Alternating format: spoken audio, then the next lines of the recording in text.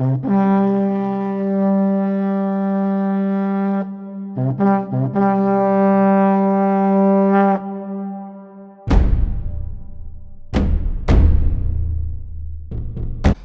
everyone, this is Gary from Fantastic Fundas, and today in this lecture I am going to discuss with you the reasons behind communalism in India. Now the first reason I've already discussed with you, and that was for the mobilization, as I said earlier, and the participation of the people.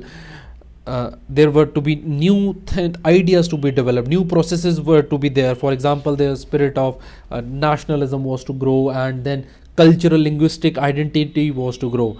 But because these ideas were new at that time and could not develop much, so people were mobilized and people participated, but not on these bases, but on the basis of the religion, and thus it led to the communalism. I've already discussed this in detail with you. Now number two is that there are many reasons. Okay, you can make the list in your copy if you want. Now you see, just imagine, okay, forget that what I'm teaching you for the moment. If communalism is to spread anywhere in the world, in your copy just draw a table, just small box on the side, and note down the reasons that you can think that can lead to spread of communalism in India. Obviously those are secular things. You can pause the video and come back here. Anyway, I'll just state those. For example, there can be social factor, there can be economic factor, there can be political factors. All these things in UPSC especially, and in all the competitive exams, if you can imagine something and then contextualize that your imagination, then you can easily clear the exam, because then you will be able to generate much more points. And if you practice this enough, then you will be able to generate many points. I'm telling you this out. This thing 100% works. It has worked for more than one person, so it will work for you also, right? Because it's not possible, it's not practical to remember so many points. So this is the idea that we as a team generated, that create your point and contextualize them, and our knowledge is limited. So the probability of you going wrong by following this method is almost like 0.01% or maybe less than that. And I'll just show you how it is done. For example, let's pick up the economic thing over here. How the economic thing led to communalism.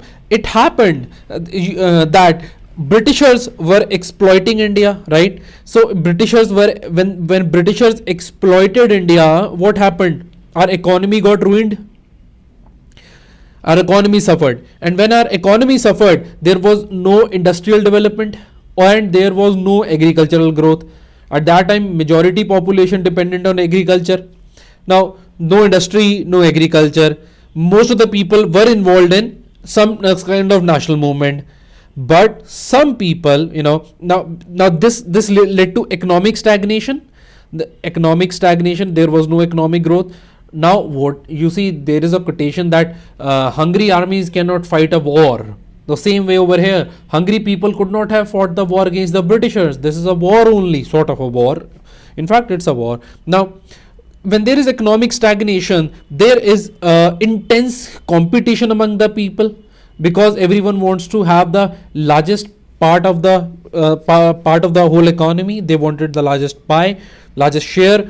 Now, when this happened in this intense competition, some people would try to take the opportunity to grab whatever comes to them through whatever means, and the means that they used were communal. They said, come brother, you are Muslim, come brother, you are a Sikh, you are a Hindu, let us do it together, let's do business.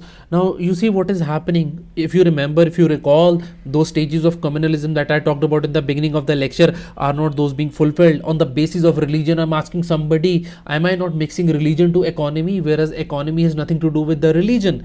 It is us people who mix it, and that is what led to communalism. And once communalism starts, it divides the people, and once people are divided, they fight between themselves, and thus there is violence and people kill each other in the name of religion. Trust me, religion has nothing to do with it, neither has economy got to do anything with it, but it's the people who are misused. After this, number 3, now this is also sort of related to economy only.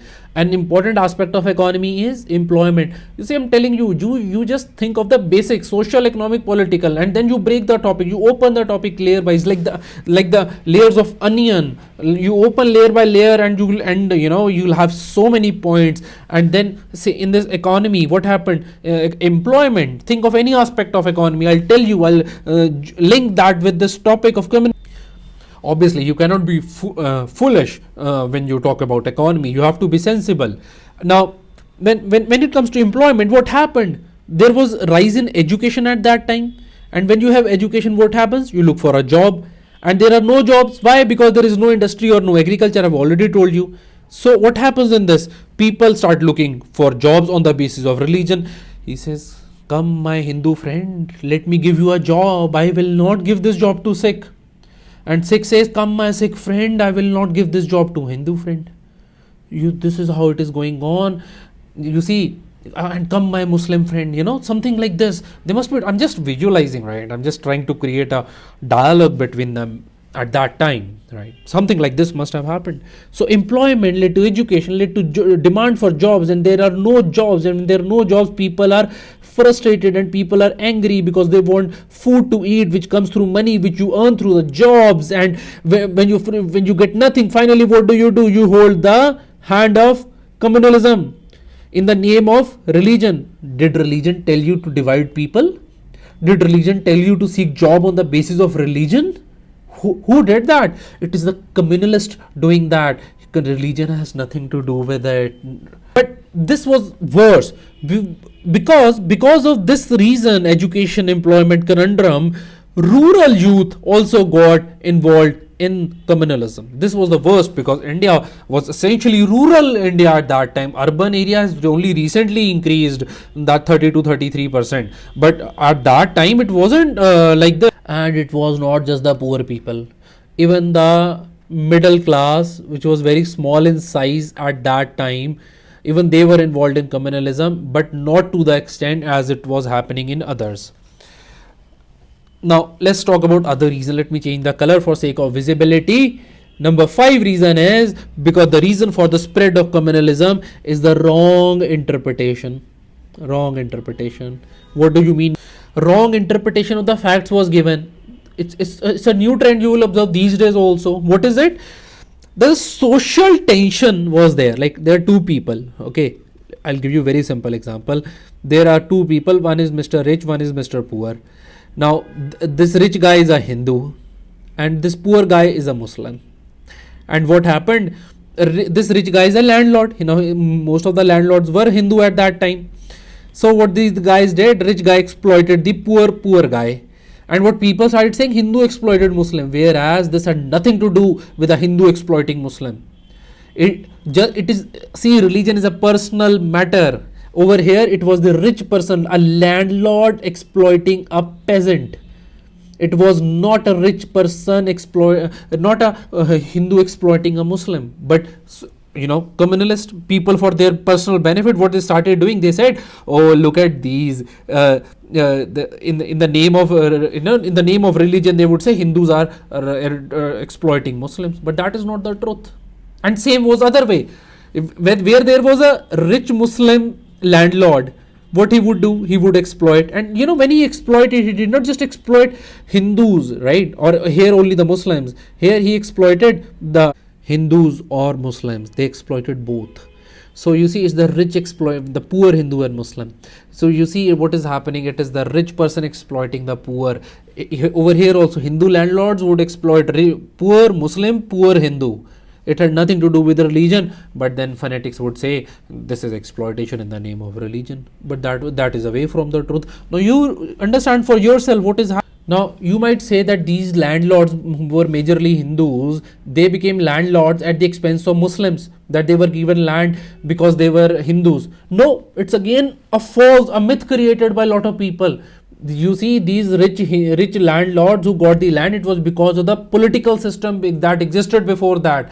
It was not because of the religion. And in any case, the ruler over here were mainly the Muslims. It was actually the exploiter and the exploiter got together and they exploited the larger people, and that is what is happening. There was one more reason, because that these lands went to these landlords, and that was the permanent settlement system.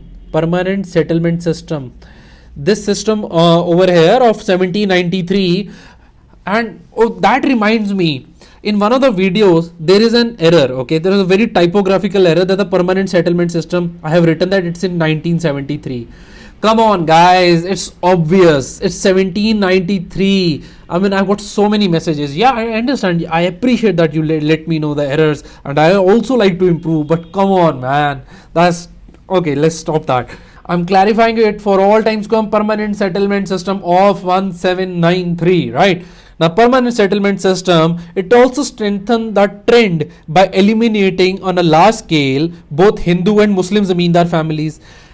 Right, now Hindus were zamindar, Muslims were zamindar, but when permanent settlement system came, new men of commerce came. Now all the land at that time, it went to Hindus, and everyone started saying it because of the religion that they got the lands.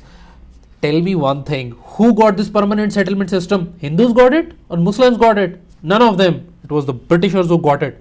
So it was the British policy of ruling upon us that they exploited in the name of religion, and through permanent settlement system, Hindu and Muslim gap increased. See, it is not us Indians who are fighting. We were misguided by the Britishers. It because of the British, and I can give you the proof of it that all these things were organized by the zamindars. There was no reason that in Pabna, I have talked about Pabna revolt already earlier. In Pabna revolt, Hindus and Muslims, they fought together against the zamindar. As one person, Hindus and Muslims fought together against the zamindar. They understood at that time that it is the zamindar who is creating the problem, not the Hindu zamindar, not the Muslim zamindar. It's the zamindar. That's it. Now the people at that time understood, but many historians today refuse to understand this fact.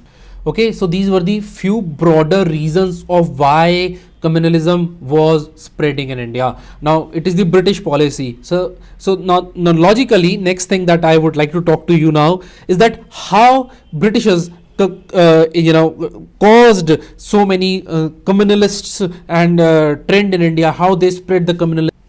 Okay, so the reasons will basically continue. Apart from these reasons, there is another reason that the British policy was the reason, and then Hindu extremism, Muslim extremism.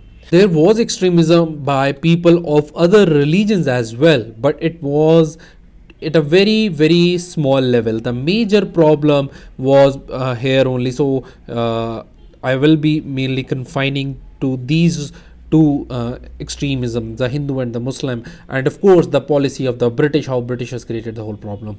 Now I'll just conclude this particular lecture for you, and that is K.M. Ashraf. Ashraf Sahib, he said something beautiful. He said, though very sad at the same time, he said that all this what people are doing is mazhab ki siyasi dukandari.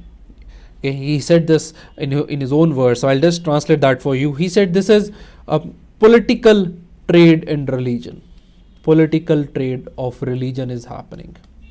Political trade in religion. Mazhab ki siyasi dukandari chal rahi hai. This is what he said. Right. Now, this actually says a lot, because that's how the problem of communalism is about. And understand one thing, that communalism is not inspired by religion. Because if you study any religion, whether Hindu, Islam, Sikh, whatever, it talks about peace. All religions talk about peace. It's not the religion which is saying do communalism. People who say that are ignorant. They do not understand the religion then. Number two is that religion is never the object of the people who are communal. If someone comes and tells you that I'm here to protect your religion, they are foolish people. Why? Because religion is so strong. Tell me one thing. Do you think Islam needs protection by humans? If religion is so strong, it does not need protection. Or Sikhism, or Hinduism, whatever religion be, or Christianity, right? Tell me one thing: are these religions so weak that they need protection from a politician? No, they have only political agenda.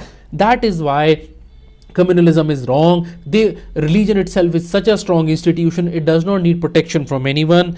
All it does is that all these politicians do is that they want to use it as a vehicle for their personal success in politics. And the thing is that you guys listening to this video are quite educated, you understand all these things, but out there a lot of people lack education about this, and they are misguided by all these such people, right?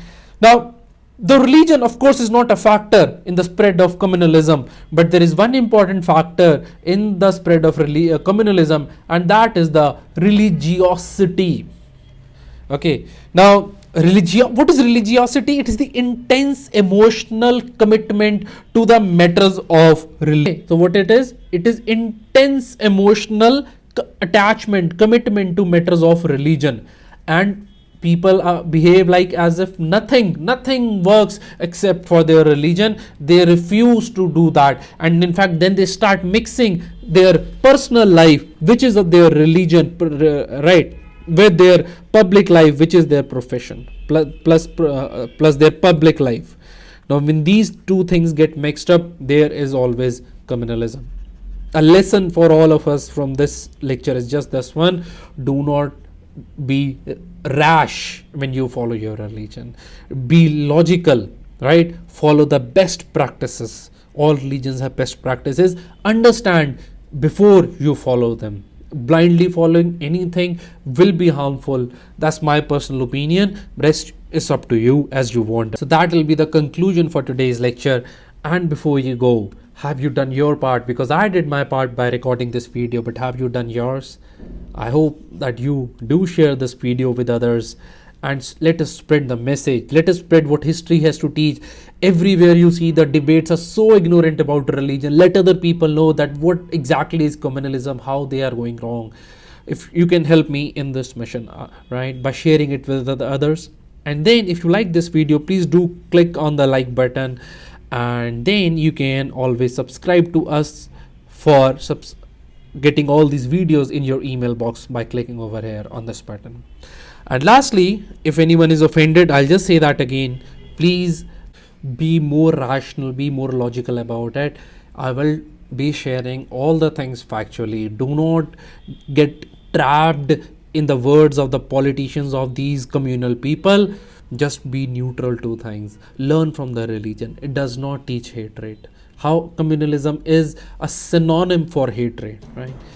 So on that note, I'll end the lecture, and thank you so much for watching this video.